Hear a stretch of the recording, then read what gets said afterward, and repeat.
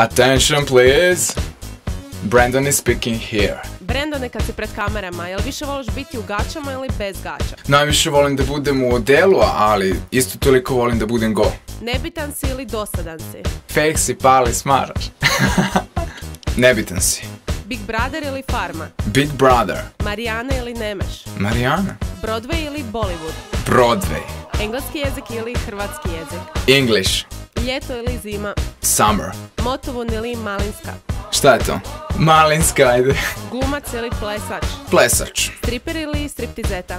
Striptizeta. Lady Gaga ili Severina? Tunjevina. Ja sam Brandon i... čekaj. Ja sam Brandon, I'm Queen i vi slušate Doručak sa Mijom Kovačić. Woo! Ne smaraj i slušaj Totalni FM.